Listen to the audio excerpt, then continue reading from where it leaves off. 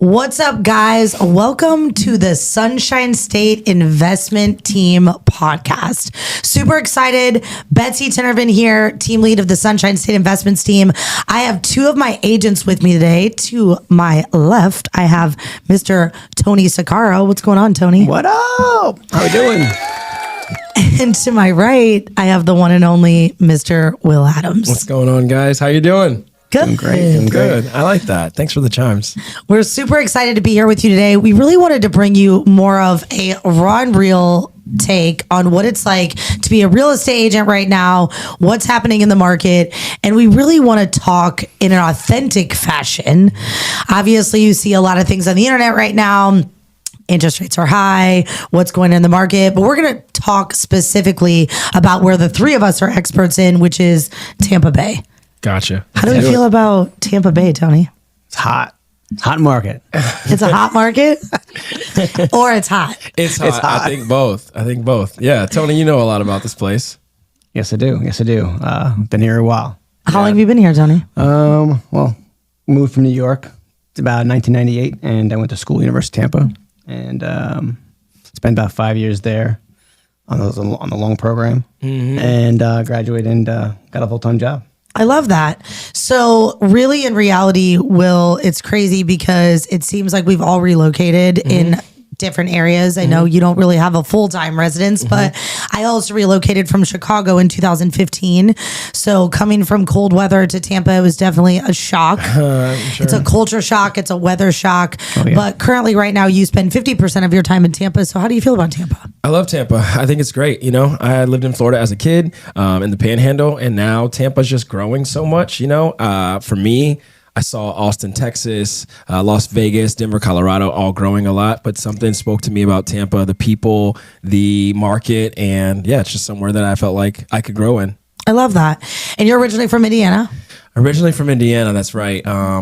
We're Midwest peeps. Nothing like Tampa at all. And you know what's funny is we love Tony, and I feel like Midwest people get along with New Yorkers. Yeah, they do. They do. We're just very straightforward. It's something about the nature, just connection. Yeah. Right. Well, let me tell you a couple things about Tampa that you must know, especially if you're coming from the Midwest.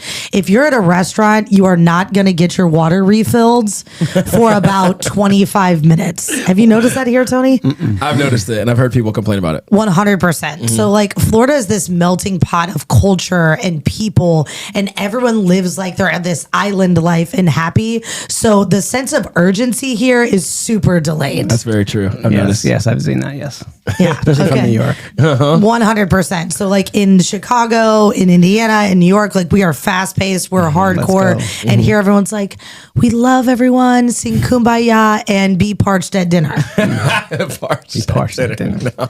Is it a fact or not? You're true. There are some really good service places here, but I would say the overall consensus is exactly what you just explained. Correct. Now, also, if you're moving from the Midwest, New York, you also will be the jerk in Florida. Oh, yeah. Because everyone here is super nice.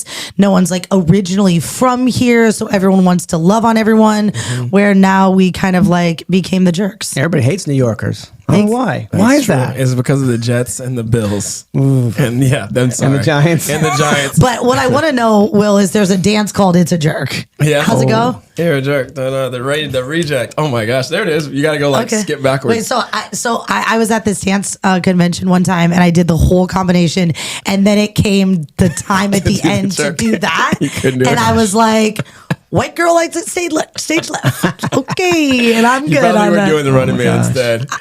Forward and back. I've seen you do the running man. Yeah, so then what do you do? You go back. Yeah, you have to skip back, but you have to like switch your momentum. You We'll have to gotta do do it like on a full body podcast one day. We'll have to do it. Okay, perfect. Yeah. So two things just to recap is service and sense of urgency in the state of Florida, friends, is not what's up. However, the culture and the people are just amazing. They're great.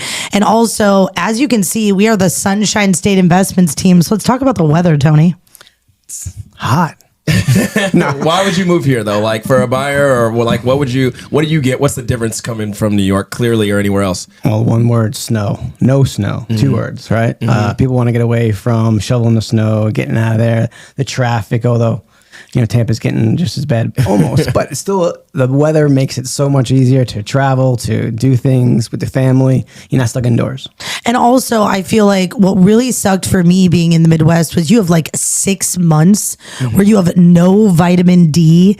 And so it's really crazy because when I moved here, my son was 12 and his whole life changed. Like you can be outside in December, you're physically moving. So I think people think that everyone in Tampa and Miami gets lipo, but it's just not true, right? It's not true. It's that we are outside and we are physically moving 12 months out of the year. For sure. Talk about that. For sure. I think a lot of people come here to retire or just like the people that want to be more active and stay healthy. I know that was like a really a big highlight for me because going to the Midwest, like you said, I mean, I feel like from fall, November time till April, you're like, I don't want to go outside. All the cars are gray, slush. I feel like here you have no excuses but to stay active. And let's be honest, dude, how many days a week do you lay out in the sun? Me, I'm out there about 6 days a week because, I'm trying to turn purple, but you know what I'm saying? No, but seriously, even like for someone like that doesn't want to lay out. Right. Like just getting the vitamin D. Talk about that a little bit. Yeah, no, for sure. I think for me personally, it makes me like inspired here. I'm somebody that's in the gym 5 days a week at least. So just seeing the other people that are active here, seeing the other people that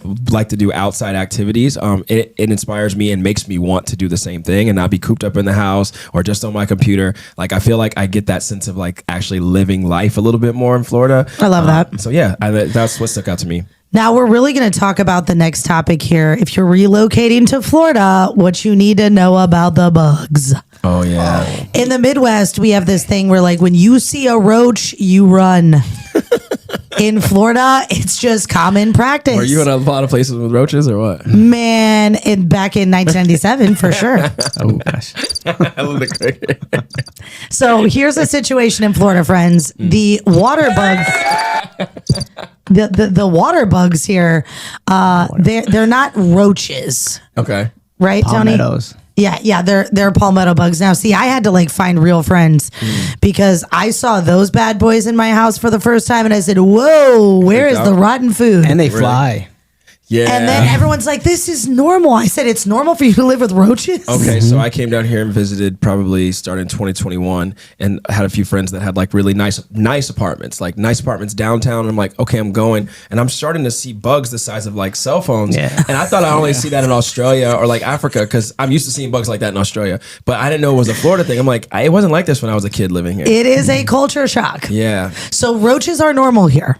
got it. They're Yeah. hard to catch too. Let me tell you, they're fast. Oh no, seriously. Like, and then if you step on one of them, they multiply. You need a cat. That's why you need a cat. It's awful. Yeah. It's so awful. Does your So dog big not go after them? fat palmetto bugs. Big fat palmetto bugs are like definitely a situation. What about your dog though? Does your dog not go I after don't them? even want my $6,000 Bichon Mini Poo to even touch a roach. Any movies? oh You my actually gosh, do that in there. Minnie Boo. It's, yeah. What's her name? What's your dog's name? Stella. Stella. And Stella was named because I lost my Maltese and I waited 2 years. And of course, I'm still single. So she's actually named after the movie Stella Got Her Groove Back. I'm not surprised at all. I thought it was Seinfeld.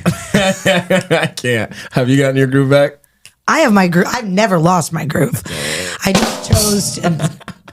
I love it. Ding, ding, ding. So great. So we've talked about a couple things, friends. The bug situation. The other thing I really want to address is that termites are also normal. Oh, termites, yes. Ooh. So Tony, talk about when you're buying a home here, kind of what we do on our team to really protect you when it comes to termites. Well, we want to get a inspection, right? We want to, before we list the property or if we're getting a buyer, we want to get our Johnny guy out there, inspector, to Shout out to Johnny with Soho Inspections. Shout out to Johnny. Yeah. and we want to make sure that the property is good for both the seller and the buyer, right? Of course. And there's multiple things you can do to prevent that from happening. If you are buying a wood framed house, not a block home, you definitely want a permanent treatment plan like in place. Yeah. They do like a system, they put it around the house. It was really crazy because when I was in Illinois and I was selling properties, like basements was a thing. Yes. Radon was a thing. Like here, we don't have that. So termites are definitely something you want to address, and you want to work with a real estate agent that is privy to working not only with inspectors, but termite right companies that can install a system for you? Well, being somebody that comes back and forth to California to Florida, I know when I bought my home in California, I had never heard of like having to do like mudslide or earthquake insurance. I was a first time home buyer. And when people are relocating here, they have all the questions about flood insurance and floods. So like, how can you guys like speak to that about people that might be thinking about investing in Florida or that just want to relocate? We can speak to that, but I just want to know, have you been bitten by a termite? Never. I mean, maybe in my sleep. I don't know. Have you? Never. Do termites even bite people? I don't think so. It was a trick question. I mean, do they? They can bite through wood. But they would. Why would they? But then It was a trick question. They don't bite. they don't Have have you been bitten by a termite? What about a palmetto bug? mosquitoes? Mosquitoes for sure. Lots of mosquitoes in Florida. And red ants. Yeah, let's go back to the flood insurance since the boys really aren't that educated about termites because I don't think they bite people. No, I don't know. But as far as flood insurance is concerned, that is an issue. And actually, overall insurance, like when you're moving to a state and you're looking to purchase a property, you need to think about the expenses on the back end. So, what are your taxes going to be? What is your flood insurance going to be? Are you even in a flood zone? But before we do like deep into flood insurance, what I think we really need to talk about is the work that's done prior to showing the home, right? This is what we've been talking about this whole time. I've thrown out some jokes about being in Florida, but the work that these guys do prior to the showing is a multitude of things.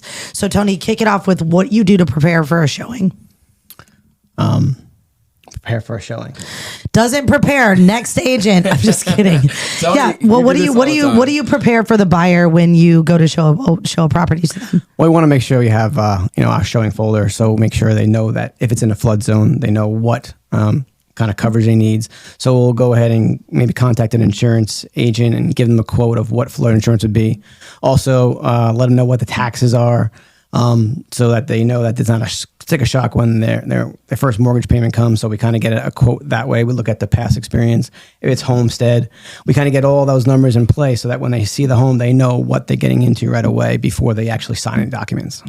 And also with resetting the taxes, he's referencing to resetting the taxes at the purchase price. What you see online is what the taxes were when the previous homeowner purchased a home. What we do is we do the pre-work for you. So if you say to us, Will, you're ready to buy a house, the first thing I'm going to say to you is, what would you like your monthly payment to be? And I'm going to tell you the number. And then we're going to go do the back end work on these properties. So I think people have a misconception that real estate agents call the listing agent, they schedule the showing, and that's all that we do. That's not what we do. well, some people do that. That's Well, not all on we my do. team. Right. That's Not on the Sunshine State not at all. Investments team. Not at all. And also, another thing that they do well is they pull the seller's disclosure. And what does that show? Seller's disclosure gives you all the information that you would need. Like it could be regarding neighborhood. It could be regarding. I feel like anything that you need to know when in purchasing a home, that like HOA fees, et cetera, et cetera. For sure. How old the roof is, what's, HVAC. HVAC, Yeah. right, exactly. Just what's going on with the property, if it's in good shape, bad shape, or if it needs any work. Yeah. Absolutely. And the seller's disclosure isn't always accurate because we are basing that based off the seller disclosing. Hence why it's seller's disclosure. So now we go to the inspection. Yeah, which is Johnny boy. which is good old Johnny, who is awesome, and he does very, very great work. That'll give you more details onto the insight in the home and the things that maybe they don't line up with the seller's disclosures, which is why we always want to get an inspection before. So if you're looking to relocate to Florida, we definitely would help you with your buying and investor needs. We also are happy if you're a current Florida resident to sell your home. We like to do a big process prior to selling, but you're going to have to check out our next video that we're going to talk to you about what to do and what not to do when selling your real estate in Florida. As always, thank you for watching. Thank you. Peace. Lates.